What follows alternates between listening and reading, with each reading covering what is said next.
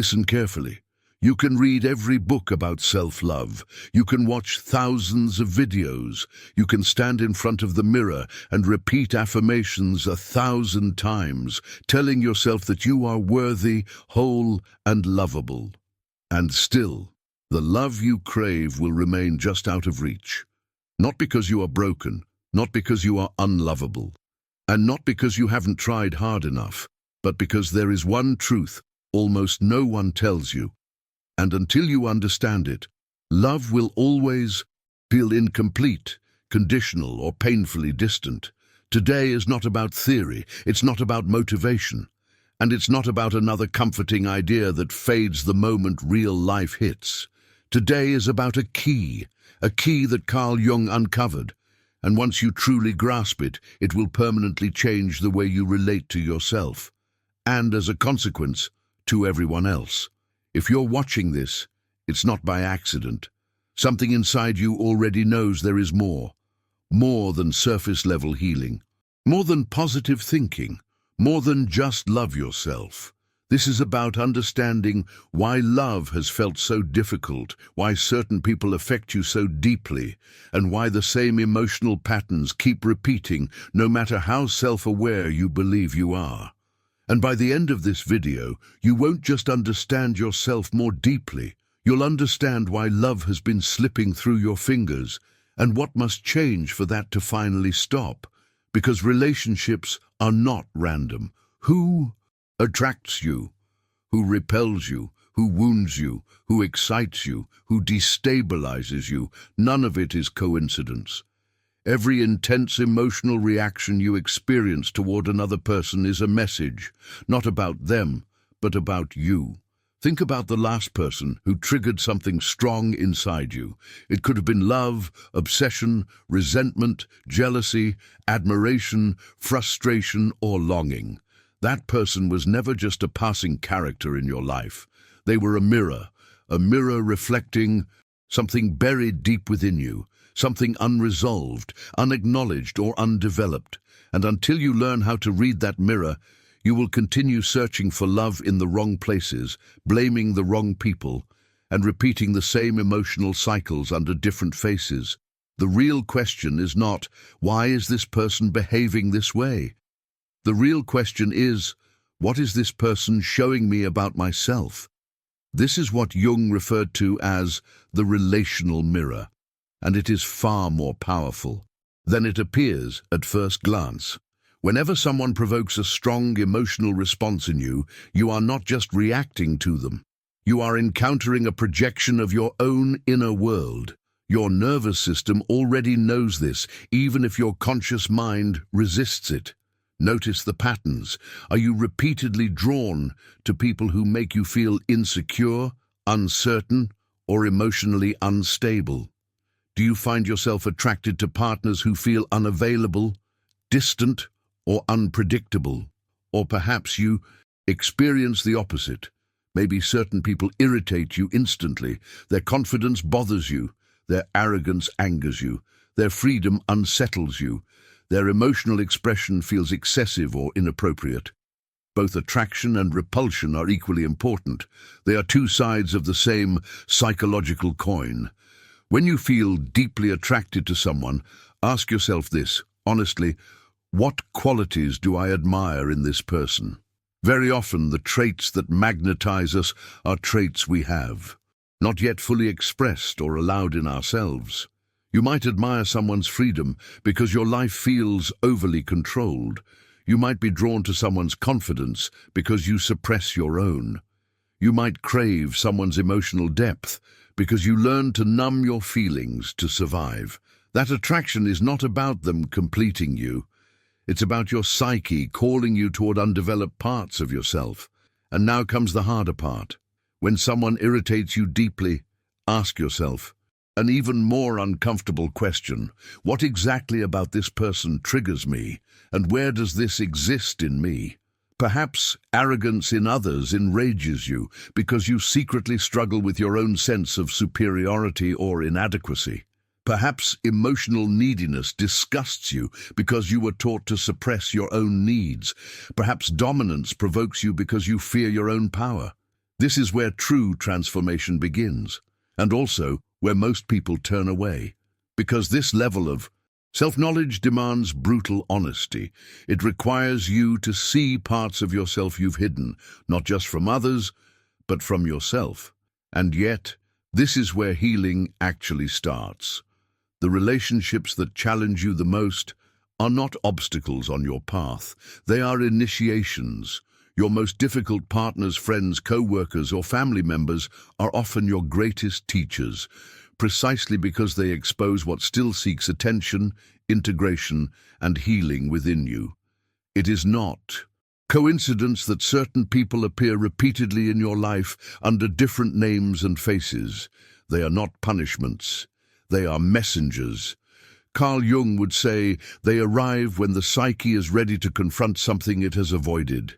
And here is the shift that changes everything. Just as others reflect parts of you, you also act as a mirror for them. When someone reacts strongly to you, positively or negatively, they are not always responding to who you are.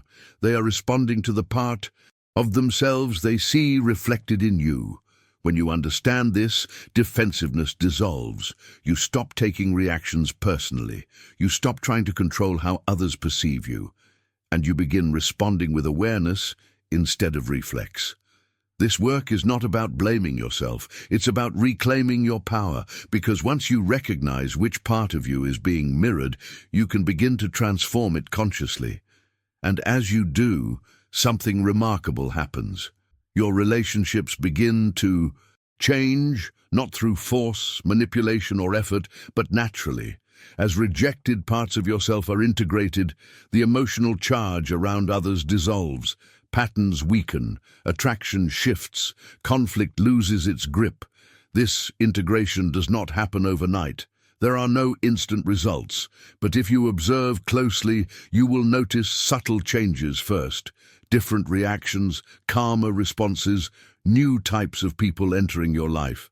Because when the inner pattern changes, the outer experience must follow. This is not spiritual theory. It is psychological law. And this brings us to a realization most people never reach. The love you are seeking externally is blocked by what remains unintegrated internally. Until you face what relationships are revealing about you, love will always feel conditional, unstable, or incomplete. But once you learn to read the mirror, relationships stop being confusing. They become guides. And in the next block, we will go deeper into the shadow, the hidden architecture beneath these mirrors, and why avoiding it keeps you trapped in repeating emotional cycles. Because the real work doesn't begin when you chase love. It begins when you understand why love keeps finding you in the same disguise. And that is where everything truly changes. If you truly want to understand your emotional reactions, you must begin to observe them differently, not as flaws, not as weaknesses, and not as problems to eliminate, but as a scientist would observe a fascinating phenomenon, without judgment, without shame, and without denial. When you do this long enough, something remarkable begins to happen. The people who once had power over your emotions slowly lose it. The triggers that once hijacked your nervous system soften. The reactions that once felt uncontrollable become visible, understandable, and eventually optional. This is not emotional suppression. It is emotional mastery. And emotional mastery is one of the foundations of a healthy, fulfilling life, because when your inner world changes, your relationships must change as well. You stop attracting people who mirror your wounds and begin attracting those who reflect your healing. You stop searching for completion in others and begin creating relationships rooted in wholeness. And only from wholeness does real love become possible. Here is the truth. Few people are willing to face. You cannot love fully if you reject parts of yourself. The parts of you that you avoid, suppress, or deny do not disappear. They go underground, and from there they quietly sabotage your potential, your intimacy, and your relationships. Carl Jung called these hidden aspects the shadow. Your shadow is not just your negative traits. It also includes your unexpressed power, your buried desires, your suppressed creativity, your unclaimed confidence, your forbidden emotions, your unacknowledged needs. Anything you learned was unsafe, unacceptable, or unlovable. And until you integrate these parts, you will continue projecting them onto others. This is why certain traits in people disturb you so deeply. If arrogance in others enrages you, it may be because a part of you fears your own greatness or feels unworthy of it. If vulnerability disgusts you, it may be because you were taught that softness equals weakness. If ambition repels you, it may be because you were never allowed to want more. If dominant personalities attract you, ask yourself honestly, is there a part of me that longs for authority, agency, or self-expression? If you are constantly drawn to people who need rescuing, ask, am I projecting my own unmet need for care, validation, or attention? None of this is accidental. Romantic attraction is one of the most powerful, shadow-revealing forces in the human psyche.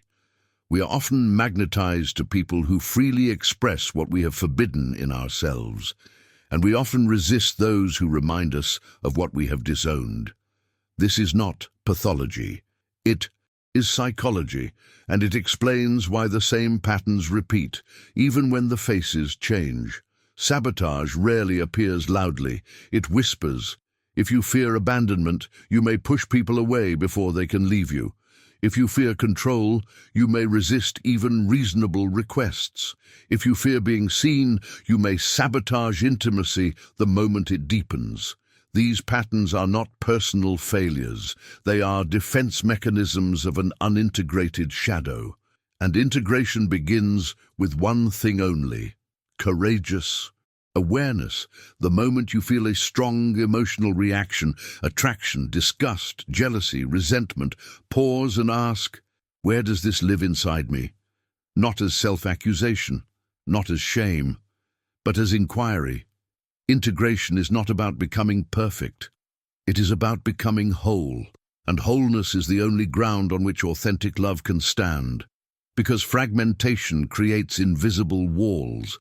When you reject parts of yourself, you fragment your being, and fragmentation blocks intimacy. But when you accept all that you are, something profound occurs. You stop searching for love as something external. You become love, and from that state, genuine connection becomes inevitable. This is the paradox few understand. The more harshly you judge others, the more fiercely you are judging something within yourself. The person who irritates you is often holding a mirror to a quality you have not yet made peace with. Your most intense reactions are not inconveniences. They are clues. And often, the clues you resist the most are the ones that hold the greatest power for transformation. Perhaps you despise vulnerability because you were never allowed to be fragile. Perhaps you criticize ambition because you were taught your desires were dangerous. Perhaps you reject emotional intensity because you learned to survive by staying numb. The shadow is not your enemy. It is your exiled potential, and when it remains exiled, it rules from the dark. But when it is welcomed, it becomes a source of strength. Integration does not happen through force. It happens through compassion, expression, and conscious permission. If you suppressed creativity, give it space. Write, paint, build, speak. If you denied emotional needs, allow vulnerability with safe people. If you repressed anger, learn to express it without destruction. One powerful practice is to write a letter to your shadow, not to fight it, not to shame it, but to acknowledge it. Thank it for trying to protect you. Recognize the role it played in your survival, and state your intention to integrate it with awareness and compassion. This inner dialogue may feel uncomfortable, but it is also the beginning of reconciliation with yourself. And here is the beautiful paradox.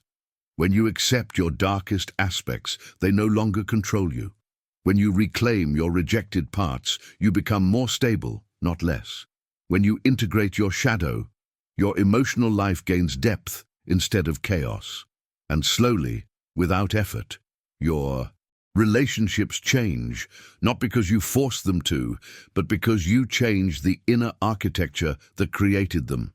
In the next block, we will move from understanding to embodiment, from awareness to practice, from insight to transformation. Because recognizing the shadow is only the beginning. Learning how to live integrated, how to stop unconsciously projecting, and how to build relationships rooted in wholeness. That is where true freedom begins.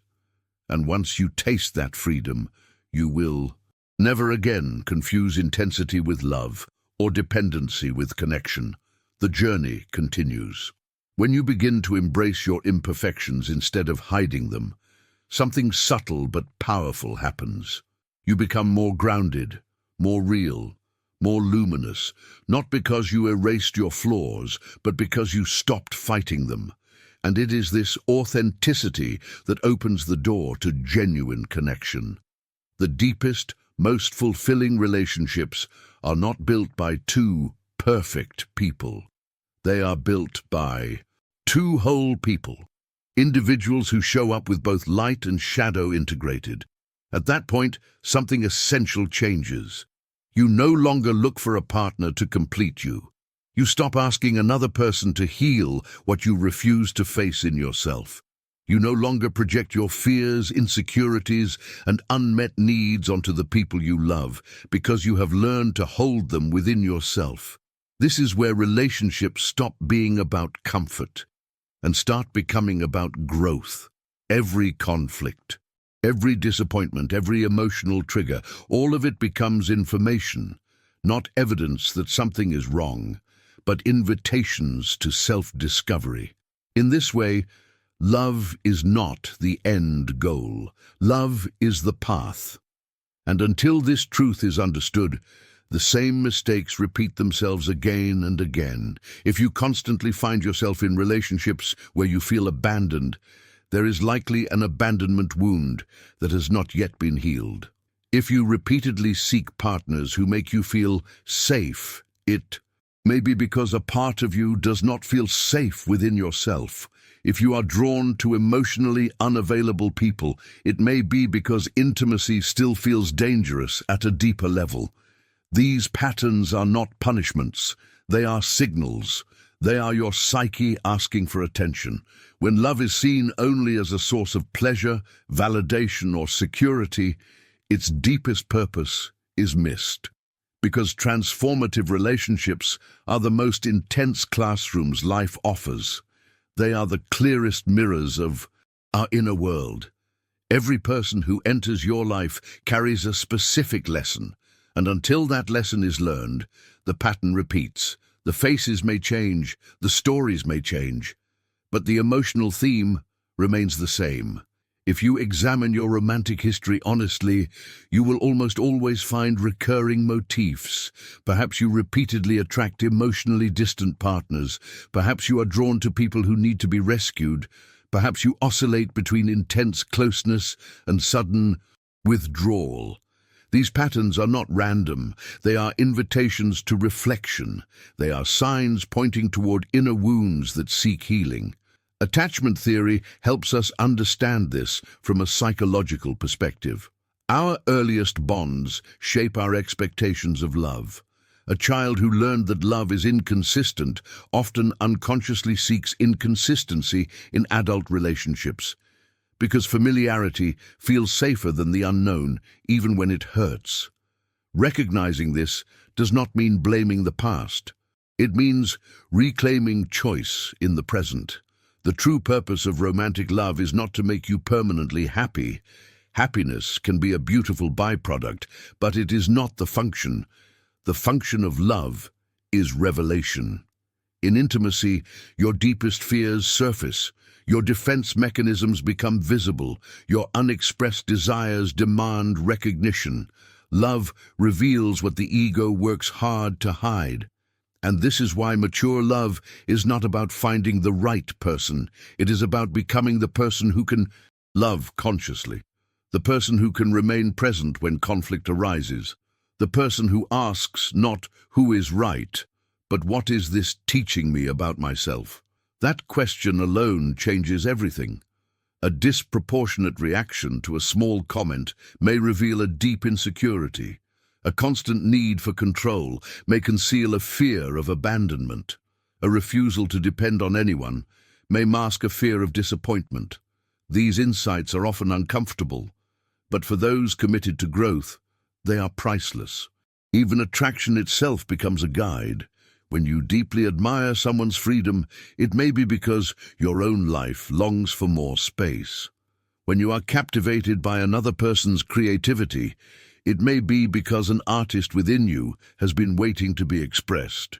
Your strongest attractions are not accidents. They are maps, guiding you toward unlived parts of yourself. Even heartbreak, painful as it is, carries extraordinary potential. The end of a relationship offers two paths.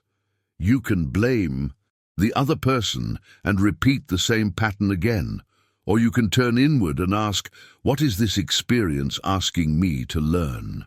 That single question determines whether pain hardens you or matures you. Love, when approached consciously, becomes alchemy.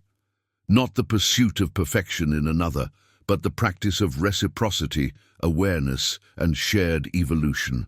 In relationships built on this understanding, challenges are not threats, they are opportunities. Opportunities to expand emotional capacity, to dismantle unconscious defenses, to integrate unresolved parts of the self.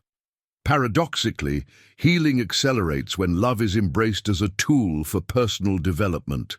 Joy becomes deeper, connection becomes more stable, and dependency dissolves into choice. You no longer need another person to complete you. You choose them freely, consciously, and from wholeness. This is where love transforms from longing into presence, from grasping into sharing, from fear into truth. In the next block, we will move beyond insight and into embodiment. How to consciously relate, not from wounds, but from integration. How to build relationships that do not repeat the past, but reflect growth. Because awareness is powerful, but lived awareness is liberation, and liberation is where love finally becomes real. For most people, love feels like something that happens to them. They wait for the right circumstances. They wait for the perfect partner. They wait for life to finally align so they can feel fulfilled. And when things fall apart again, they tell themselves the same story. I always end up with the same type of person. But here is where real transformation begins. The moment you stop saying what keeps happening to you and start asking why you keep choosing it, that single shift restores your power. Because from that moment on, you are no longer a victim of fate, bad luck, or other people's behavior. You become a conscious creator of your relational experiences. And this requires courage, real courage, because personal growth demands that you confront uncomfortable truths, question deeply ingrained beliefs, and let go of identities that no longer serve who you are becoming. The reward, however, is extraordinary. Authentic relationships, emotional freedom, and the ability to love from wholeness rather than need. If you keep finding yourself in the same relational situations, the answer is not bad luck. The answer lives in your subconscious. The patterns you repeat are not coincidences. They are signals, signals that something within you is still asking to be seen, understood, and healed. For example, if you are consistently drawn to people who hurt you, there is often an unresolved emotional wound seeking attention. If you constantly seek validation from partners, it may be because a part of you feels unworthy of love, unless it is earned. Until these inner dynamics are addressed, relationships will continue to feel exhausting, confusing, or painful, no matter how much effort you put into them. Unresolved conversations and toxic relational patterns operate like invisible cycles. They repeat with almost mathematical precision. You may change partners, cities, or even lifestyles, but the emotional dynamic stays the same. This is not a curse. It is not destiny. It is deeply rooted subconscious programming. Much of this programming forms early in life, when you first learn what love means and how relationships function. If you grew up in an environment where love was conditional, based on performance, obedience, or achievement, you may unconsciously seek approval in adult relationships. If affection in your past was often paired with criticism, you may feel strangely comfortable in relationships filled with conflict. The phrase, "what feels familiar feels safe," explains why the nervous system often chooses known pain over unknown peace. Your brain is wired to seek familiarity, even when familiarity hurts. That is why so many people leave one toxic relationship only to find themselves in another that looks different on the surface, yet feels identical underneath. Breaking these cycles begins with awareness. You must learn to observe your relationship history the way a scientist studies a pattern, without judgment, without shame. Ask yourself, what themes keep repeating? Do I often feel abandoned? Am I drawn to emotionally unavailable people? Do I lose my sense of identity in relationships? These repetitions are clues. Behind every toxic pattern is an emotional wound or a limiting belief. If betrayal appears repeatedly, there may be a deep belief that you do not deserve loyalty. If control dominates your relationships, there may be an unconscious belief that you are incapable of directing your own life. These beliefs act like invisible magnets. They attract experiences that confirm them. Neuroscience supports this. Through repetition, the brain builds strong neural pathways that reinforce familiar, emotional responses. Breaking these circuits requires deliberate awareness and the creation of new experiences that contradict the old pattern. One powerful practice is learning to identify emotional triggers. These are situations that provoke reactions far stronger than the moment itself seems to justify. Perhaps a delayed text triggers intense fear of abandonment. Perhaps a casual comment about your appearance activates deep insecurity. These triggers are not weaknesses. They are windows. They reveal where healing is still needed. Healing begins the moment you take responsibility for your patterns. This does not mean blaming yourself. It means recognizing your role in maintaining the cycle. As long as you see yourself solely as a victim of circumstances or other people, nothing changes. But when you acknowledge that your inner world influences your choices, you regain agency. Responsibility is not punishment. It is power. And with power comes freedom. As you bring awareness to these patterns, something remarkable happens. You stop chasing love as something external. You stop seeking completion through another person. Instead, you begin creating relationships from internal stability. Slowly, the emotional charge around familiar triggers dissolves. People who once had intense power over your emotions no longer do. And without force or effort, the type of relationships you attract begins to change. You stop attracting partners who mirror your wounds and start attracting those who reflect your healing. This is the difference between loving from lack and loving from wholeness. When you love from lack, relationships feel desperate, fragile, and consuming.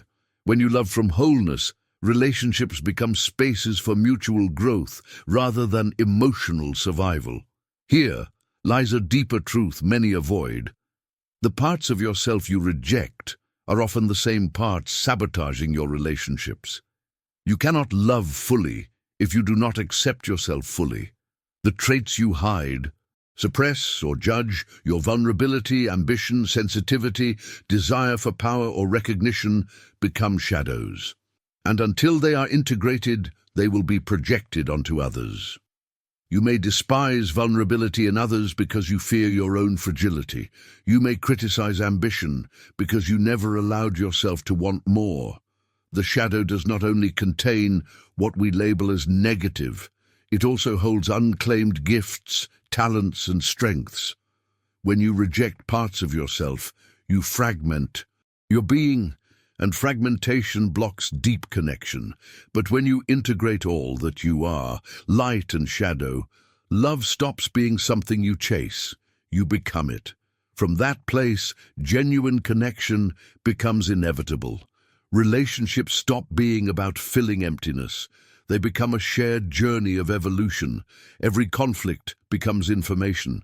Every disappointment becomes guidance. Every ending becomes an initiation. Romantic love is not meant to save you. It is meant to reveal you. And until this is understood, the cycle repeats. The faces change, the stories shift, but the lesson remains. In the next block, we move deeper, from awareness into transformation, from understanding patterns to consciously rewriting them. Because insight is powerful, but embodiment is what changes your life.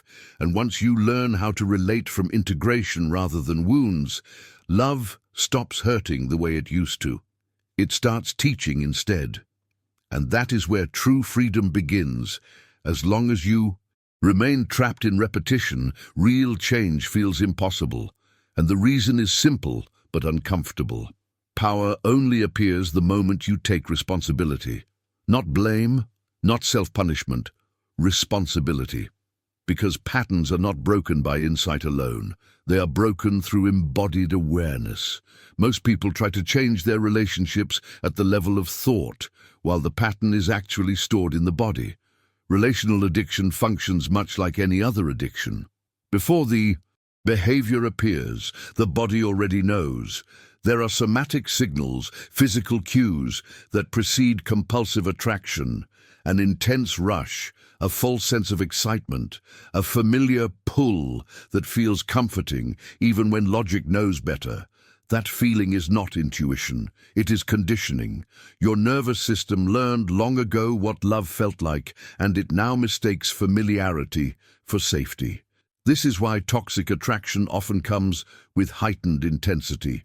Your body recognizes the pattern and says, "I know this." And that recognition gives you a crucial opportunity, the opportunity to choose consciously instead of reacting automatically, but only if you slow down enough to notice. One of the most radical acts of healing is reconnecting with your body, learning to observe attraction not as destiny, but as information. Asking yourself, what am I feeling right now? Excitement, anxiety, urgency, fear of loss. Does this feel expansive, or does it feel familiar? The moment you recognize how toxicity manifests in your body, you interrupt the spell, and interruption creates choice. Choice is where freedom lives. Another foundational step in breaking patterns is the establishment of boundaries, not just with others, but with yourself. If you tend to lose your identity in relationships, you must create rituals that anchor you back into yourself. Time alone that is non-negotiable. Practices that reinforce your values. Spaces where your voice is not diluted. If you are drawn to narcissistic or emotionally unavailable partners, boundaries become even more essential. You must define clearly what behaviors you will not tolerate. Not as punishment, but as self-respect. Boundaries are not walls. They are acts of self-love that interrupt unconscious repetition. Self-sabotage ends the moment you dare to choose differently, even when the new choice feels uncomfortable. Especially then, if you have always been drawn to drama, chaos, and emotional intensity, calm and stability may initially feel boring, even wrong. That discomfort does not mean something is missing. It means your nervous system is learning something new. You are building new neural circuits, new emotional pathways, new definitions of intimacy. Breaking patterns is not a single event. It is a process. There will be moments of regression. The pull toward what is familiar will reappear, especially during moments of vulnerability or stress. This is not failure. This is practice. Every time you recognize the pattern and choose differently, you strengthen the new path. Neuroplasticity is on your side. Your brain is not fixed. It rewires itself in response to repeated conscious choice. The ultimate goal is not relational perfection. It is awareness. Awareness that allows you to choose freely rather than being driven by unconscious programming. When you are no longer ruled by wounds from the past, your relationships begin to reflect who you are now, not who you had to be to survive. From this place, love changes its nature. You no longer love from lack. You no longer love from obligation. You love from fullness. And here we arrive at the most misunderstood truth of all. Authentic love is not something you find. It is something you create. By loving yourself unconditionally. Unconditional love stops being something you chase and becomes something you embody. This is the shift that changes everything. Because as long as you look outside yourself for what only exists within, you will remain dependent. Love is not something that is given or taken. It is a state of being. And when you live from that state, relationships stop being sources of suffering and become expressions of who you are. We were raised on the idea that love is external, a force that finds us if we are lucky enough. This romantic narrative, while beautiful, places us in a position of passivity. We wait to be chosen, to be seen, to be loved. But this narrative reverses the true nature of love. Authentic. Love does not come from another person. It emerges from within you, like a spring, not something you extract from someone else. When you depend on external sources to experience love, you create a perpetual state of lack, a vessel with holes that can never be filled. What comes from outside is always temporary, conditional, limited by another person's capacity. The paradigm shift happens when you recognize that you are the primary source of your experience of love. You do not need permission to love yourself. You do not need credentials, achievements, or approval. Self-love is not a reward for being enough. It is your birthright, your natural state, once the barriers you built against yourself dissolve. Practicing unconditional self-love is revolutionary in a world that taught you your worth depends on productivity, appearance, or success. It means honoring yourself in failure as much as in victory. It means speaking to yourself with the same compassion you would offer someone you deeply care about. It means recognizing your intrinsic value, independent of any external validation. When you cultivate this relationship with yourself, something profound happens. Your outer relationships transform. You no longer approach others from emptiness. You no longer seek completion. Instead, you offer what you already have in abundance. The beautiful irony is this: the moment you stop desperately needing love is the moment you become capable of experiencing it deeply. Relationships stop being about filling a void. They become spaces of expansion. You are no longer searching for someone to make you happy. You are sharing happiness you have already cultivated. You do not ask another person to heal your wounds. You arrive whole. And from wholeness, love finally becomes what it was always meant to be, not a dependency, not a transaction, but a conscious journey of shared growth. In the next block, we will go even deeper, from understanding self-love to learning how to live it, consistently embodied and unshakable. Because knowing this truth is powerful, but becoming it is what sets you free. When two people grow together from wholeness, something fundamentally different happens. They are no longer trying to extract value from one another. They are not depending on the other person to feel worthy, complete, or seen. Instead, they celebrate the value they already recognize within themselves and in each other. This shift changes the very nature of your being. When you act from lack, you attract people who mirror your unhealed wounds. When you live from fullness, you attract people who reflect your integrity. This is not mysticism, it is psychological alignment. The frequency of self-love determines whether attraction is rooted in addiction or in genuine resonance. Addictive attraction is intense, urgent, destabilizing. It feeds on insecurity, fear of abandonment, and the need to be chosen. Genuine attraction feels calm, grounded, and expansive. It arises from affinity, not hunger. And this is where many people misunderstand self-love. They confuse it with narcissism. But authentic self-love is not narcissism. In fact, it is its opposite. Narcissism grows from an unhealed inner emptiness that constantly seeks validation, admiration, and control. Self-love grows from recognizing and honoring your humanity in its entirety. When you truly accept yourself, you stop demanding that others compensate for what you refuse to give yourself. You begin to see others more clearly, with more compassion, with less projection, because you are no longer asking them to carry your unresolved frustration, fear, or shame.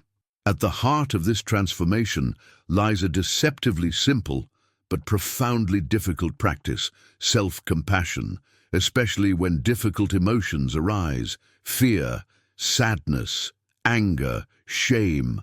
Most people have been conditioned to judge these emotions, suppress them, or fight against them. They treat them as flaws to be eliminated. But emotions are not defects. They are signals, expressions of your humanity. When you meet these emotions with awareness and kindness instead of judgment, something radical happens. Your relationship with your inner world changes. And as a result, your relationship with the outer world transforms. Radical acceptance does not mean indulgence or passivity. It means allowing yourself to feel without turning against yourself. It means saying, "This is here right now, and I am not broken for feeling this." This inner stance dissolves internal conflict, and internal peace reshapes external experience. Remember this: love is not a goal you achieve. It is a daily practice. There will be days when loving yourself feels natural and effortless, and there will be days when it feels difficult. On those harder days, when old voices of self-criticism resurface, do not despair. Those moments are not setbacks, they are invitations. Each moment of awareness is an opportunity to choose love again. Each time you reconnect with yourself after a moment of disconnection, you strengthen the bond you have with your own being. And this is the paradox at the core of authentic love. The moment you stop seeking love as something missing, you discover it was always present, like a fish desperately searching for the ocean while swimming within it. You were immersed in love the entire time. Your task was never to find it, only to recognize it and allow it to flow first toward yourself, and naturally toward everything around you. This is the secret mystics, philosophers, and psychologists have pointed to for centuries. Love is not something you do, it is something you are. And when you live from this truth, everything changes. Every relationship, every encounter, every moment, they all become expressions of the same essence. Loving yourself is not a reward for being enough. It is the state that emerges when you stop rejecting parts of who you are: light and shadow, strength and vulnerability. No one will ever love you as deeply as you are capable of loving yourself. And this is the key. When you understand this, love stops being a pursuit. It becomes a way of being. If this message resonated with you, share it with someone who needs to hear it. And if you want to continue exploring how inner transformation reshapes your entire life, subscribe and turn on notifications. Remember, love is not something you find. It is something you build from within. And that journey begins now. Thank you for walking this path with me. I'll see you in the next video.